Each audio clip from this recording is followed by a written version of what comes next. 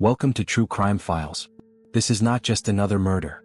It's a tragedy that twisted everything we thought we knew about family and loyalty.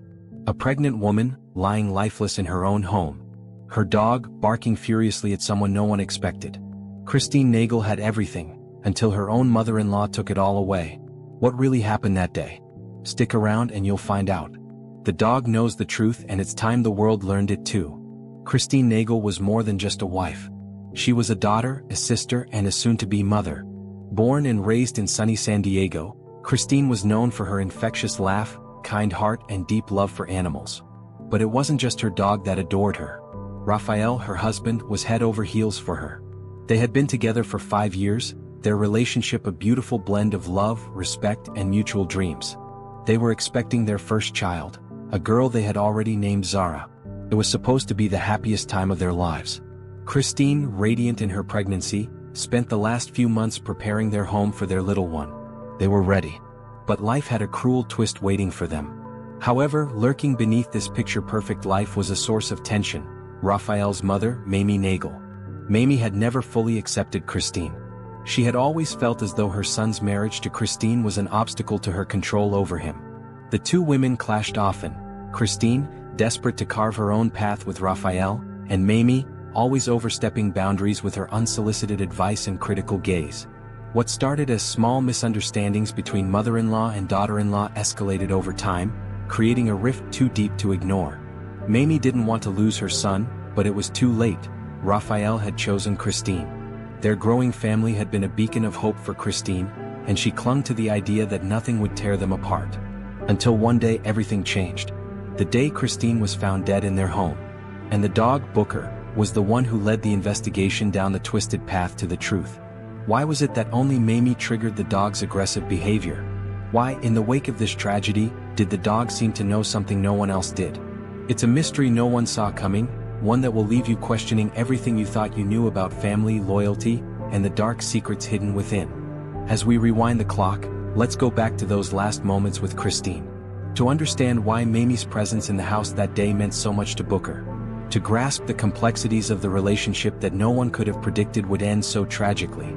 Let's take a closer look at the dynamics that led to one of the most unexpected crimes, and how Cristine's life, her unborn child, and the love that once united a family were torn apart by a mother's obsession with control.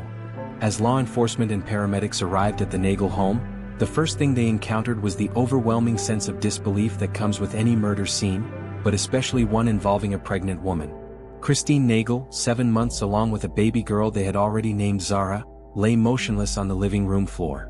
Her body was cold, stiff, her once glowing face now frozen in a stillness that felt unnatural. The room, eerily quiet except for the heavy breath of officers trying to process the scene, had an unsettling calm. However, that calm was shattered by the frantic barking of Cristine's dog, Booker.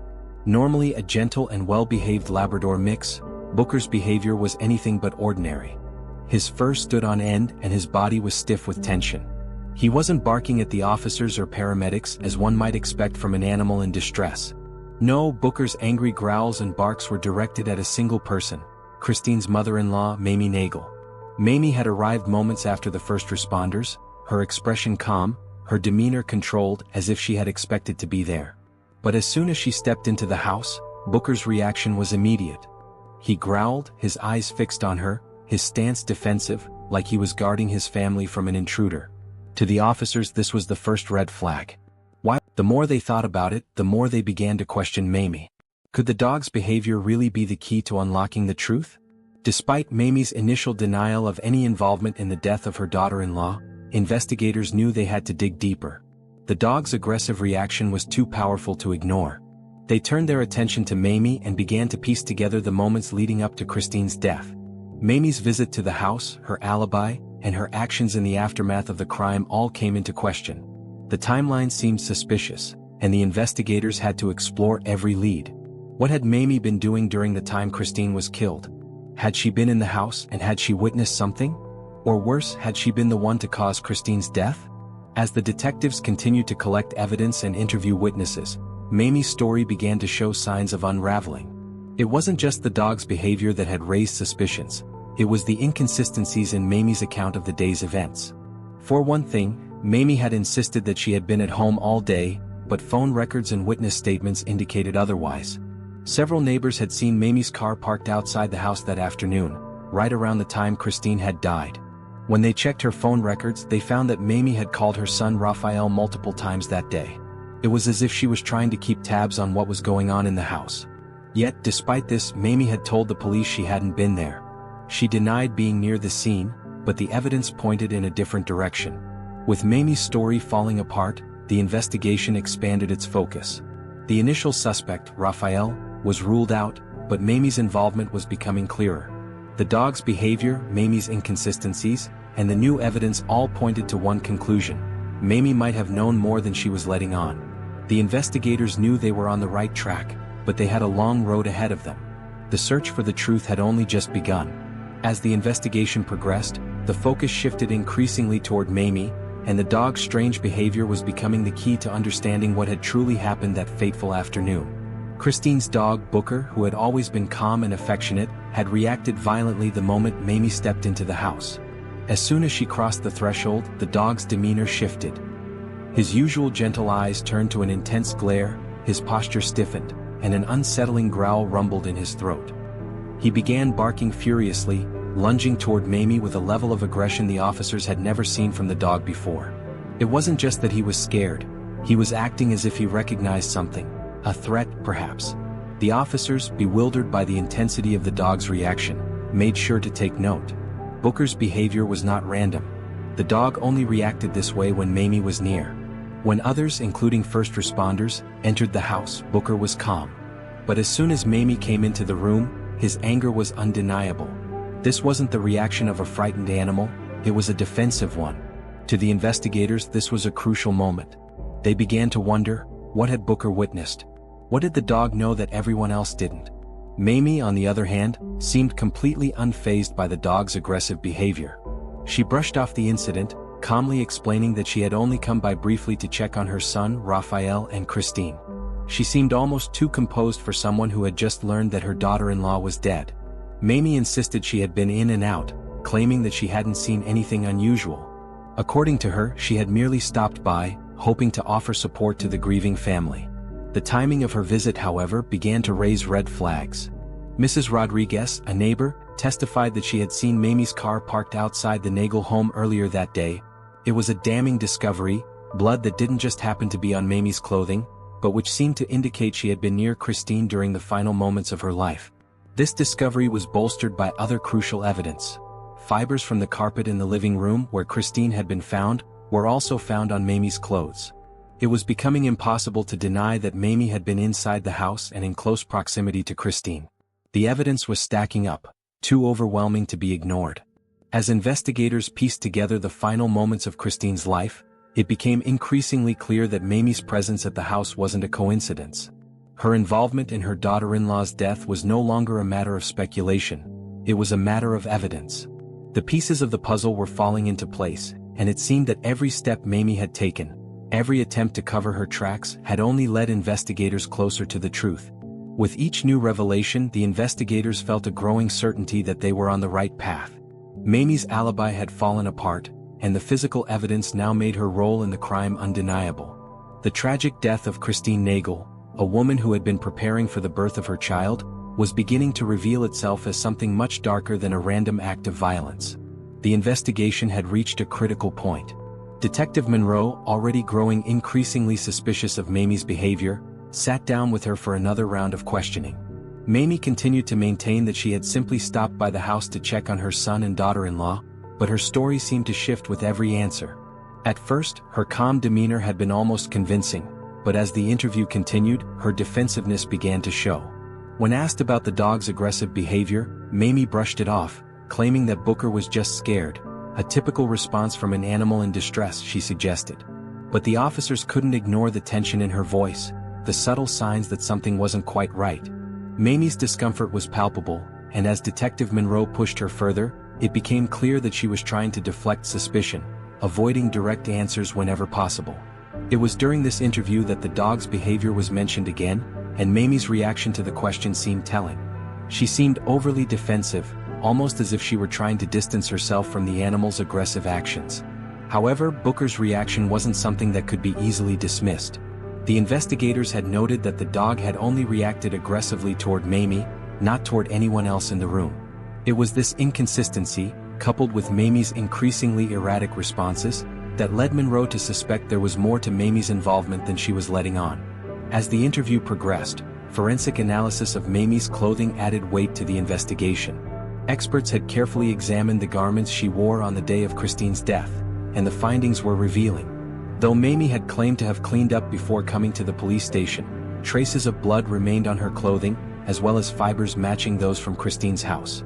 The presence of the blood and fibers, despite Mamie's attempts to wash them away, became a critical clue in the case. The discovery of these inconsistencies heightened the investigators' suspicions that Mamie had been far more involved in her daughter-in-law's death than she was willing to admit. But it was a seemingly small, yet pivotal moment during the interview that would change everything. As Mamie continued to speak, the door to the room opened, and Booker was brought in for the interview. The dog had been calm throughout the day, interacting with the officers without issue.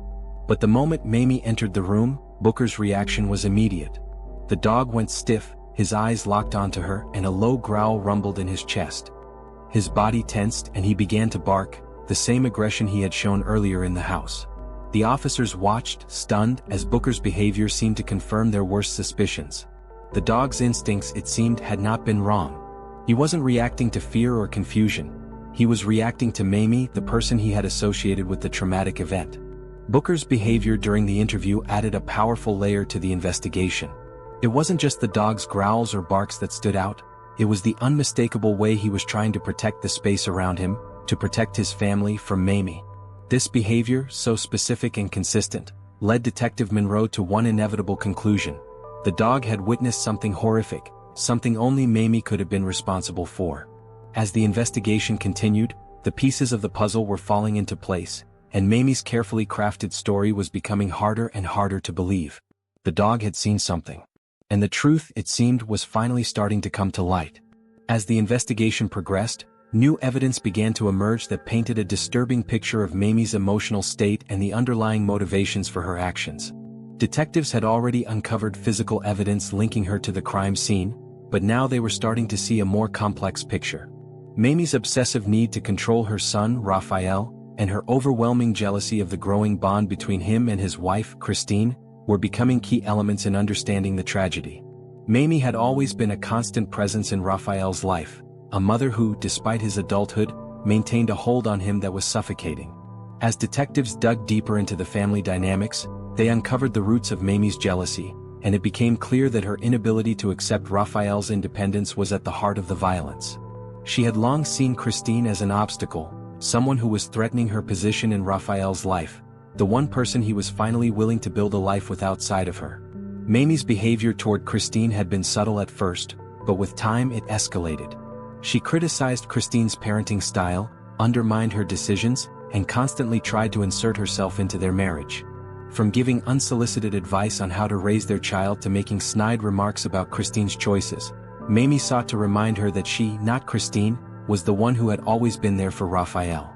As time went on, Mamie's interference grew more direct and intrusive, often overstepping boundaries that should have been respected. She would show up uninvited at their home, questioning every decision Cristine made, from the way she arranged their furniture to the way she planned for their baby. Mamie would tell Raphael that Cristine was too young, too inexperienced, and too controlling, always planting seeds of doubt in his mind.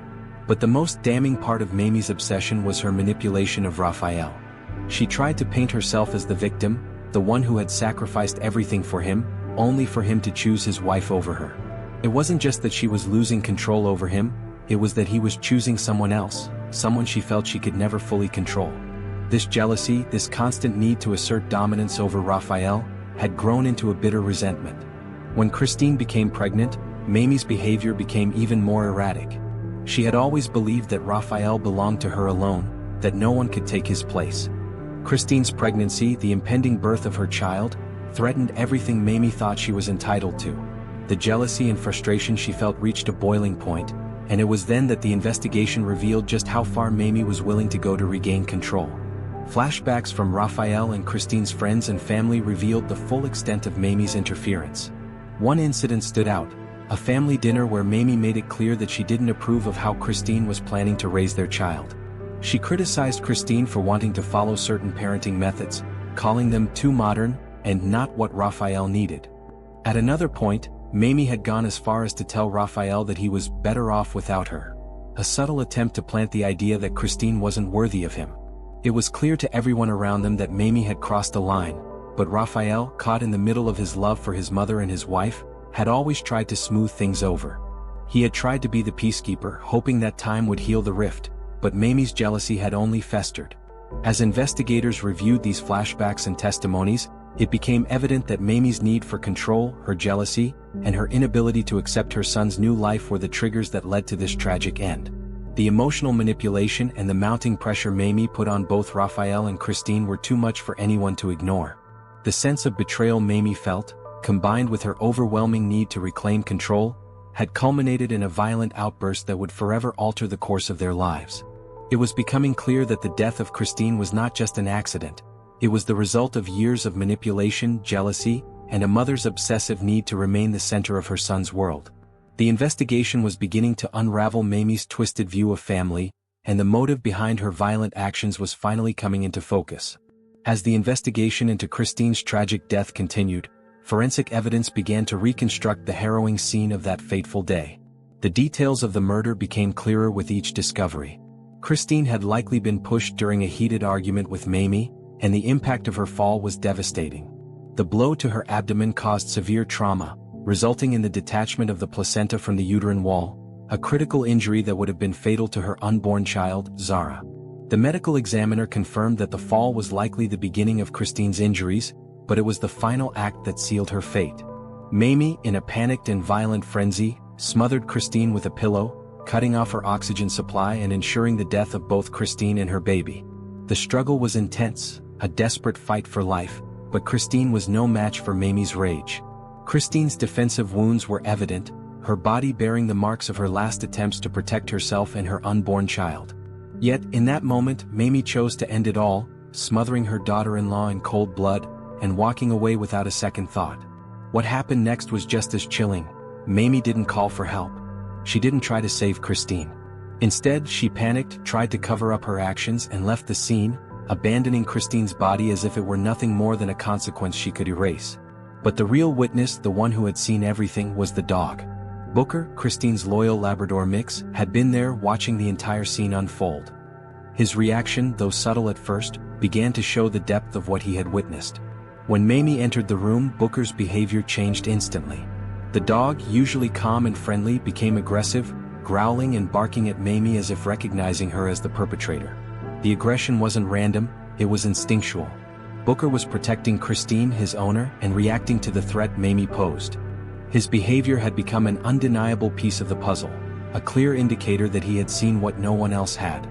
His response to Mamie, the one person who had been there when Cristine was murdered, became a key element in piecing together the events of that day. Despite Mamie's attempts to deny any involvement, the dog's actions were a testament to the truth that no one could ignore. Booker knew instinctively that Mamie was the one responsible for the tragic deaths. And while he couldn't speak, his aggressive reaction made it impossible for investigators to dismiss the connection between Mamie and the crime. Mamie's arrest marked the beginning of a courtroom drama that would capture the attention of the community and the nation. As the trial unfolded, Mamie continued to deny any premeditation, maintaining that the death of Cristine was simply the result of a struggle that had escalated beyond her control. She insisted that the confrontation between her and Cristine had been heated but never intended to result in such a tragic end. But as the prosecution laid out their case, it became clear that Mamie's version of events didn't hold up. The evidence, including forensic findings and witness testimony, painted a very different picture of what had happened that day. The moment that would forever change the course of the trial came during the testimony of Booker, Cristine's loyal dog. The courtroom fell silent as the dog was brought in for the final piece of the investigation. It wasn't just any witness. Booker had witnessed the entire crime. The defense attorney tried to dismiss the significance of the dog's emotional reaction, but when Booker entered the room and immediately went into a violent response, growling, barking, and showing an unmistakable aggression toward Mamie, it was impossible for anyone to deny his role as a silent witness to the crime. His reaction was primal, instinctual, and the courtroom watched in stunned silence as Mamie's guilt became even more apparent. Her demeanor shifted visibly, but the damage was done. The dog's behavior was the clinching piece of circumstantial evidence that tied Mamie to the murder of her daughter-in-law and grandchild. The defense mounted a last-ditch effort, trying to argue that Cristine's death was a tragic accident. They painted Mamie as someone who had panicked in the heat of the moment, someone who didn't mean to kill, but the prosecution was unrelenting. They presented overwhelming forensic evidence, blood traces, fibers from Mamie's sweater, and the damning phone records that proved Mamie had been at the house at the time of the murder. Forensic experts testified that the injury to Cristine's abdomen, the fall, and the subsequent asphyxiation were not the result of an accidental altercation but a deliberate act of violence. The prosecution also brought forward the emotional testimony of Booker, whose aggressive response to Mamie cemented the case against her. The defense could do little to counter the weight of the evidence, and by the end of the trial, it was clear that the jury had seen through the lies and manipulation. When the jury returned with their verdict, there was no surprise. Mamie was found guilty of first-degree murder and manslaughter, with the jury acknowledging the tragic loss of both Cristine and her unborn child. The role of the dog in the investigation proved to be one of the most unexpected and crucial parts of the case, a twist that no one had anticipated. In the end, it was Booker's unwavering protection of Cristine, his instinct to defend his family, that helped secure justice for both her and her unborn daughter. The courtroom filled with emotion as the final gavel came down, marking the end of Mamie's reign of control over her son and the beginning of a new chapter for Raphael, who would never be the same. The aftermath of Cristine's death left Raphael in a state of emotional devastation that seemed impossible to overcome. He was torn between the grief of losing his wife, the love of his life, and the gut-wrenching betrayal of his own mother. How could the woman who had raised him, whom he had always turned to for guidance, be capable of such unimaginable cruelty? Mamie had not only taken away his wife but had also destroyed the fragile trust he had left in the family. The trial, the verdict, and the finality of Mamie's sentencing did little to heal the wounds that had been carved so deeply into Raphael's soul. While justice had been served, the scars remained, permanent reminders of the unfathomable loss he had suffered. The courtroom had delivered its judgment, but the pain that Raphael carried within him would linger for a lifetime. Through it all, one constant source of solace remained: Booker, Cristine's loyal dog. The dog's role in the investigation had been pivotal, his instinctual response to Mamie becoming the key piece of evidence that sealed her fate. Booker had witnessed the horror that no one else could see, and in doing so, he had become a symbol of the strength and loyalty that can exist between humans and animals. After the trial, Booker was placed in a new home, with a family who understood his past and would care for him as he had cared for Cristine. His legacy lived on as a reminder of the silent witness that animals can be in the face of human tragedy, their instinctual bond with their owners often more powerful than words. Raphael, too, found a way to honor Cristine's memory. He started a foundation in her name, dedicated to helping victims of domestic violence and raising awareness about the often overlooked role that pets can play in investigations. The foundation, which also advocated for the emotional support animals provide to victims of trauma, became a beacon of hope for those who had suffered in silence, just as Cristine had. As time passed, Raphael reflected on the complex dynamics that had led to the destruction of his family. Mamie's obsessive need for control, her jealousy, and her refusal to let go had ultimately led to a senseless loss of life. The murder of Cristine served as a chilling reminder of how unchecked emotional manipulation can spiral into violence, leaving devastation in its wake. The story of Cristine's death, the trial, and the legacy of Booker the dog became a cautionary tale, one that served as a stark warning about the dangers of familial control and the importance of setting boundaries. For Raphael, the journey toward healing was only just beginning, but the memory of Cristine's love, the support of the community, and the steadfast loyalty of Booker would guide him through the darkest of days. In the end, the case was closed, but the lessons learned would echo forever, a constant reminder of the dangers lurking within the most intimate relationships. If this story moved you, don't let it end here. Subscribe to True Crime Files for more real cases, real justice, and real answers. Like this video to support the victims' voices and comment justice below so the world never forgets Cristine and Zara.